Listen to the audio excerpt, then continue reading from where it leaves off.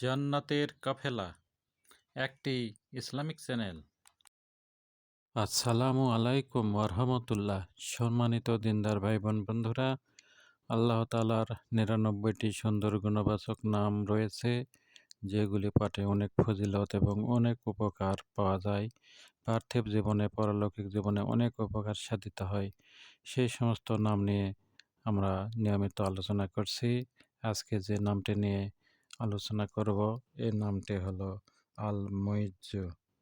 আল মুইজ্জু এই নামের ফজিলত এবং এর অর্থ নিয়ে আজকে আলোচনা করব। আশা করি ভিডিওটি শেষ পর্যন্ত সাথে থাকবেন, সেই সাথে লাইক, কমেন্ট, শেয়ার করবেন এবং সাবস্ক্রাইব করবেন।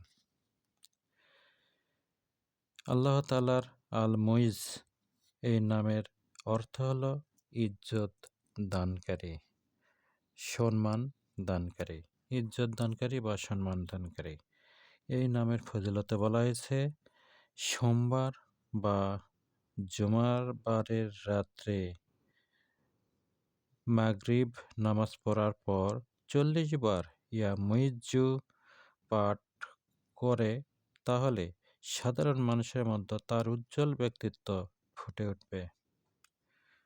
পরের ফজিলতে বলা হয়েছে, কেউ যদি সোমবার বা জুমাবারের রাতে এশা নামাজ পড়ার পর ১৪০ বার আল্লাহ তাআলার এই নামটি আল মুইজ্জু পাঠ করার অভ্যাস করতে পারে, সে এমন এক উন্নত ব্যক্তিত্বের অধিকারী হবে যে সমাজের সকল শ্রেণীর মানুষ তাকে ভক্তি শ্রদ্ধা করবে।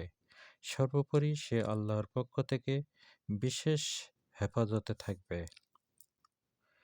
এর পরের ফজিলতে বলা হয়েছে, ১৪০ দিন পর্যন্ত একাধারে, একদিনও বাদ না দিয়ে একাধারে রোজ ৪১ বার ইয়া মুইজ্জু এই নামে ওজিফা পাঠ করলে তার মান সম্মান বৃদ্ধিপ্রাপ্ত হবে এবং দুনিয়া ও আখিরাতের আল্লাহ তাআলার পক্ষ থেকে বিশেষ নিরাপত্তা লাভ করবে।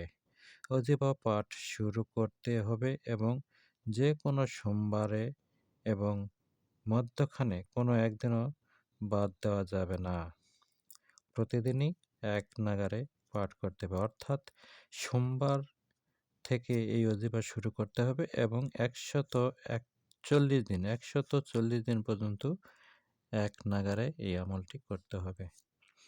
এর পরের ফজিলতে বলা হয়েছে,